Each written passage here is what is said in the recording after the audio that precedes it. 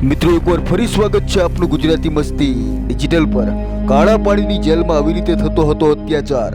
મિત્રો શું તમે સપનામાં પણ એવા નર્કની કલ્પના કરી છે કે જ્યાં માણસને જાનવરથી પણ બદતર સમજવામાં આવતો હતો, જ્યાં દરેક શ્વાસ એક સજા હતી અને દરેક દિવસ એક જંગ। સ્વાગત છે તમારું એક કાળા ઇતિહાસની ગાથામાં કે જ્યાં ભારત માતાના વીર સપૂતોને તોડવા માટે અંગ્રેજોએ એક એવી જેલ બનાવી હતી કે જે દુનિયાની સૌથી ભયાનક જેલોમાંથી એક હતી, કાળા પાણીની જેલ। આ કહાની છે એ વીર સ્વાતંત્ર્ય સેનાનીઓની કે જેમને દરિયા પાર મોકલીને માત્ર તેમની આઝાદી જ નહોતી છીનવાઈ, પરંતુ તેમના આત્માને કચડી નાખવાનો પ્રયાસ કરવામાં આવ્યો હતો। આ કહાની છે ભૂખ, દર્દ અને અંધકારની, પણ સાથે જ હિંમત અને બલિદાનની। તૈયાર રહો, કારણ કે આજે આપણે એ જેલની ઊંડાઈમાં લઈ જશું કે જ્યાં દરેક ખૂણામાં એક નવો અત્યાચાર છુપાયેલો હતો અને દરેક દિવાલ આઝાદીનો પોકાર કરી રહી હતી। બસ એક મિનિટ માટે પણ વિડીયોને સ્ક્રિપ્ટ કરતા નહીં અને અંત સુધી મારી એટલે કે આપણા મિત્ર જીગરની સાથે બન્યા રહેજો। પરંતુ હા, વિડીયો શરૂ કરતા પહેલા એક નાનકડી વિનંતી છે, સબસ્ક્રાઇબ કરો ગુજરાતી મસ્તી ડિજિટલ ચેનલ અને તેની બાજુમાં આપેલ બેલ આઇકોન પણ દબાવજો જેથી અમારા અપકમિંગ વિડીયો તમને સૌપ્રથમ મળે। મિત્રો આપની સામે ભારતનો નકશો છે। હવે જરા નજર દોડાવો બંગાળની ખાડી તરફ, જ્યાં ભારતથી લગભગ 1255 કિલોમીટર દૂર અંદમાન અને નિકોબારના ટાપુઓ આવેલા છે। આ ટાપુઓના દક્ષિણ અંદમાનમાં વસેલું છે પોર્ટ બ્લેર અને અહીં જ સુંદર ટાપુની વચ્ચોવચ ઊભો છે એ કાળો ઇતિહાસ, સેલ્યુઅર જેલ, કે જેને આપણે કાળા પાણીની જેલના નામે ઓળખીએ છીએ। પરંતુ સવાલ એ છે કે આખરે આ જેલનું નામ કાળા પાણી કેમ પડ્યું? જવાબ આપણા દેશની પ્રાચીન માન્યતાઓમાં છુપાયેલો છે।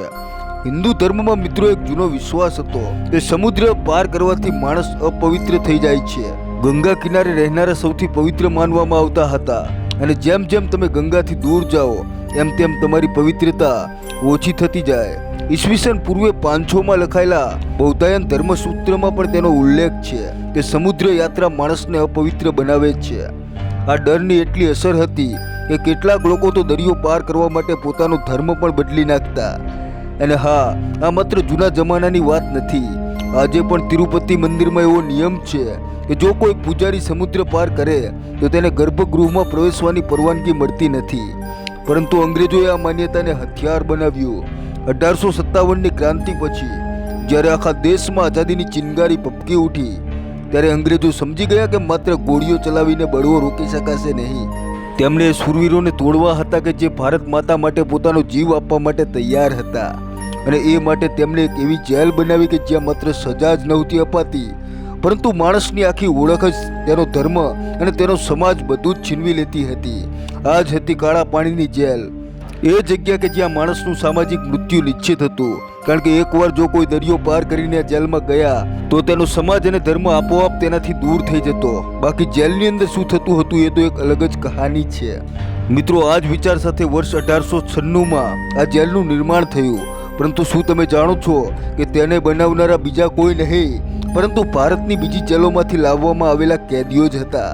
જી હા, અંગ્રેજોએ પોતાના હાથ ગંદા કરવાના બદલે ભારતીય કેદીઓ પાસે આ નરક બનાવ્યું। મિત્રો 10 વર્ષ સુધી ચાલેલા આ નિર્માણમાં 20 લાખ ઘનફૂટ સ્થાનિક પથ્થર અને 30 લાખ ઈંટોનો ઉપયોગ થયો। આ બધો જ સામાન બર્મા એટલે કે આજનું મ્યાનમારથી મંગાવવામાં આવ્યો અને ખર્ચ લગભગ 5,70,000 રૂપિયા થયો। આજે તમને સાંભળવામાં રકમ ઓછી લાગે, પરંતુ એ જમાનામાં આ રકમ ખૂબ મોટી હતી। પણ આ જેલની અસલી ખતરનાક વસ્તુ હતી તેની ડિઝાઇન। તેને ગ્રીક પૌરાણિક પાત્ર આર્ગસ પેનોપ્ટથી પ્રેરિત થઈને બનાવવામાં આવી હતી કે જેના આખા શરીર પર આંખો હતી અને તે દરેક દિશામાં જોઈ શકતો હતો। મિત્રો 18મી સદીમાં જેરેમી બેન્થમે આ કોન્સેપ્ટને પેનોપ્ટિક કોન નામ આપ્યું। એક એવી જેલ કે જ્યાં ગાર્ડ સેંકડો કેદીઓ પર નજર રાખી શકે પણ કેદીઓ તેને જોઈ ના શકે। મિત્રો આ ડિઝાઇનનો હેતુ હતો ડર, એ ડર કે જે દરેક કેદીના મનમાં એવો વિચાર પેદા કરતો કે તેને દરેક ક્ષણે કોઈ જોઈ રહ્યું છે। જેલનું લેઆઉટ કંઈક એવું હતું કે વચ્ચે એક ઊંચો વોચ ટાવર અને તેની ચારે બાજુ 7 પાંખો, જાણે સાયકલનું પૈડું। દરેક પાંખમાં નાની નાની કોટડીઓ કે જ્યાં કેદીઓ એકબીજાને જોઈ પણ ના શકે અને વાત પણ ના કરી શકે। દરેક કોટડીનું માપ 13.5 ફીટ બાય 7 ફીટ હતું, જેમાં માત્ર એક નાનકડી બારી હતી, એ પણ 10 ફૂટની ઊંચાઈ પર। કોઈ હવા નહીં, કોઈ રોશની નહીં, ફક્ત અંધારું અને એકલતા। આ જેલને સેલ્યુઅર જેલ એટલા માટે કહેવામાં આવતી હતી કારણ કે તે કેદીઓને એકાંતમાં તોડવા માટે બનાવવામાં આવી હતી. હવે જરા એ દુનિયામાં પગ મૂકો જ્યાં દરેક દિવસ એક સજા હતી. અને જો તમને કાળા પાણીની સજા મળે તો સૌથી પહેલા તમને હાથકડી પહેરાવી અને એક જહાજમાં ઠાંસી દેવામાં આવતા. ચેન્નાઈ કે કોલકાતાથી તમારી મુસાફરી શરૂ થતી, જે 3-4 દિવસ ચાલતી અને છેવટે તમને અંદમાન નિકોબાર પહોંચાડવામાં આવતા, જ્યાં તમને પહેરવા માટે એક પાતળું કપડું અને એક લંગોટ મળતી. તમારા ગળામાં એક આઈડી ટેગ લગાવવામાં આવતો, જેના પર તમારું નામ, તમારી કેટેગરી લખેલી હોતી. મિત્રો, ડેન્જર્સનો મતલબ હતો કે એ કેદીઓ કે જેમને અંગ્રેજો સૌથી ખતરનાક માનતા હતા, તેમાં હતા આપણા વીર સાવરકર, કે જેમને 1910માં દેશદ્રોહના આરોપમાં પકડવામાં આવ્યા હતા. સાવરકર એ શૂરવીર હતા કે જેમને ફ્રાન્સના માર્શેલિસ બંદર પર જહાજમાંથી કૂદીને ભાગવાનો પ્રયાસ કર્યો હતો. દરિયામાં તરીને તેઓ ફ્રાન્સની ધરતી સુધી પહોંચી ગયા હતા, પરંતુ અંગ્રેજોએ ત્યાંથી તેમને પકડી લીધા.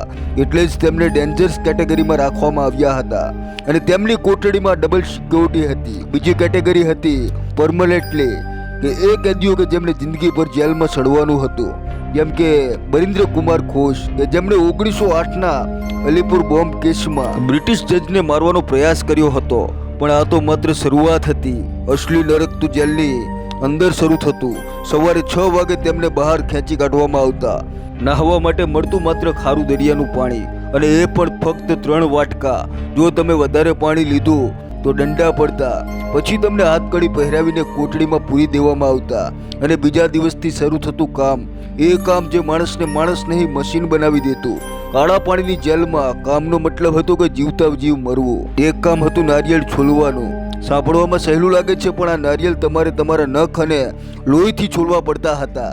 વીર સાવરકરે પોતાની કિતાબ માજી જન્મટેપ મારો આજીવન કારાવાસમાં લખ્યું છે કે નારિયેળ છોલતી વખતે તેમના હાથમાંથી લોહી વહેતું, પરંતુ અટકવાની પરવાનગી નહોતી.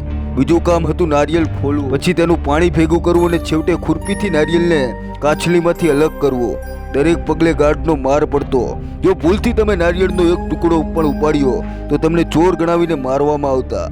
પરંતુ સૌથી ભયાનક કામ હતું તેલ કાઢવાનું. ગામડામાં તમે બળદને ખાણી ચલાવતા જોયા હશે, પરંતુ આ કાળા પાણીની જેલમાં કામ માણસો કરતા હતા.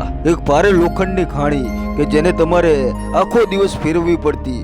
સવારે 6 વાગ્યાથી સાંજે 5 વાગ્યા સુધી રોકાયા વિના, પાણી પીધા વિના, શૌચાલય ગયા વિના દરેક કેદીને 30 પાઉન્ડ એટલે કે 14 લીટર તેલ કાઢવાનું કામ રહેતું. જો કોટા પૂરો ના થાય તો આખી રાત એ જ ઘાણી ચલાવવી પડતી. ઘણા કેદીઓ તો થાકીને બેભાન થઈ જતા કે તેમના હાથ છોલાઈ જતા, પગમાંથી લોહી નીકળતું, પણ અંગ્રેજોને કોઈ ફરક પડતો નહોતો. એકવાર એક કેદીને ઝાડા થઈ ગયા. એ બીમાર હતો, કમજોર હતો, પણ તેને એ જ હાલતમાં ઘાણી ચલાવવા મજબૂર કરવામાં આવ્યો. સાવરકરે લખ્યું છે કે એક કેદીને પોતાની ગંદકી સાફ કરવાનું કહેવામાં આવ્યું અને પછી તેને એક ટોર્ચર ડિવાઇસમાં બંધ કરી દેવામાં આવ્યો 3-4 દિવસ સુધી બધાની સામે, જેથી બાકીના કેદીઓમાં ડર જળવાઈ રહે. જમવાની વાત કરીએ તો એ પણ એક સજા હતી. કેરોસીનમાં બનાવેલા દલિયા, જંગલમાંથી લાવેલી શાકભાજી, જેમાં સાપ અને કાન ખજૂરા મળેલા રહેતા. અઠવાડિયામાં 2 વાર દહીં મળતું, પણ જેને જમાદાર છીનવી લેતા. હકીકતમાં જેલની અંદર અંગ્રેજો જેલર હતા, પણ ગાર્ડનું કામ પણ કેદીઓ પાસે જ કરાવવામાં આવતું હતું. અને આ એવા કેદીઓ હતા કે જે સૌથી વધારે ચાપલુસ હતા. આવા કેદીઓને જમાદાર કહેવાતા, જેઓ મોટા ભાગે બલોચ અને પઠાણ હતા. તેઓ પોતાના જ સાથીઓ પર અત્યાચાર કરતા અને અંગ્રેજોને સપોર્ટ આપતા, જેના બદલામાં તેમને જેલમાં સત્તા અને સારી સુવિધાઓ મળતી. અને જો તમે જમવાની ફરિયાદ કરી તો દંડા પડતા. 1933માં કેદીઓએ આ ખરાબ ખાવા સામે હડતાલ શરૂ કરી. 45 દિવસ સુધી ચાલેલી આ હડતાલમાં કોઈએ એક અન્નનો દાણો પણ ના ખાધો, પણ અંગ્રેજોએ જવાબ આપ્યો ફોર્સ ફીડિંગથી. કેદીઓને પલંગ પર બાંધીને તેમના નાકમાં રબરની નળી નાખવામાં આવતી અને દૂધ, ઈંડા અને ખાંડનું મિશ્રણ જબરજસ્તી તેમના ગળામાં ઉતારવામાં આવતું. ઘણીવાર આ નળી ખોટી શ્વાસ નળીમાં જતી રહેતી અને દૂધ ફેફસામાં પહોંચી જતું. મહાવીરસિંહ, મોહન કિશોર નામદાસ અને મોહિત્રા જેવા વીરોએ આ ફોર્સ ફીડિંગના કારણે શહીદ થઈ ગયા. આ જેલની દિવાલોએ ઘણા નાયકોની ચીસો સાંભળી છે. વીર સાવરકર અને તેમના ભાઈ ગણેશ સાવરકર બંને એક જ સમયે આ જેલમાં બંધ હતા, પણ જેલની ખતરનાક ડિઝાઇનના કારણે 9 મહિના સુધી તેઓ એકબીજાને મળી ના શક્યા. મિત્રો, સાવરકરે લખ્યું છે કે જેલર ડેવિડ બેરી પોતાને ભગવાન કહેતો. તેને એકવાર કહ્યું કે પોર્ટ બ્લેરમાં 2 ભગવાન છે, એક આકાશમાં ને એક હું. બીજી એક કહાની છે 17 વર્ષના ઇન્દુ ભૂષણ રોયની. તે એક યુવાન સ્વાતંત્ર્ય સેનાની હતા કે જેમને આઝાદીની લડાઈમાં જોડાવા બદલ કાળા પાણીની સજા થઈ. ભૂખમાર અને એકલતાએ તેમની હિંમત તોડી નાખી. એક દિવસ પોતાની કોટડીમાં તેમને આત્મહત્યા કરી લીધી. તેમની ચીસો આજે પણ દિવાલોમાં ગુંજે છે. પણ આ નાયકોએ હાર ના માની. 1933ની હડતાલ તેનો પુરાવો છે. કેદીઓએ એકજૂટ થઈને અંગ્રેજોને પડકાર ફેંક્યો અને પછી આવ્યું 1942 કે જ્યારે જાપાની સેનાએ અંદમાન પર કબજો લઈ લીધો. પણ આ આઝાદી નહીં પણ એક નવો અત્યાચાર હતો. જાપાનીઓએ માત્ર પુરુષો જ નહીં પણ મહિલાઓ અને બાળકોને પણ આ જેલમાં ઠાંસી દીધા. 29 ડિસેમ્બર 1943ના રોજ નેતાજી સુભાષચંદ્ર બોઝ પોર્ટ બ્લેર આવ્યા. તેમણે તિરંગો લહેરાવ્યો, પરંતુ જાપાનીઓએ તેમને માત્ર જેલનો સાફ સફાઈ વાળો ભાગ જ બતાવ્યો. અસલી નરક તેમનાથી છુપાવીને રાખવામાં આવ્યું. મિત્રો, આ જેલમાં કેદીઓને વર્ષમાં માત્ર એકવાર પત્ર લખવાની છૂટ હતી, અને તે પણ તેમના માત્ર અંગૂઠાના કદનો. જે પત્ર ખુલ્લો રહેતો અને દરેક ઓફિસર તેને વાંચતો. સ્વાતંત્ર્ય સેનાની મોતીલાલ વર્માએ છુપી રીતે એક પત્ર બહાર મોકલ્યો, જે સુરેન્દ્રનાથ બેનર્જી સુધી પહોંચ્યો. તેમના અખબારમાં ધ બંગાળીમાં તે છપાયા પછી દુનિયાને કાળા પાણીના અત્યાચારોની જાણ થઈ. જેલની દિવાલો ઊંચી નહોતી, કારણ કે બહાર દરિયો અને ગાઢ જંગલો હતા કે જ્યાં જારવા જનજાતિ રહેતી. તેઓ બહારના લોકોને મારી નાખતા હતા, જેના કારણે ભાગવું અશક્ય હતું. આ જ બધી બાબતો આ જેલને આટલી ખતરનાક બનાવતી હતી.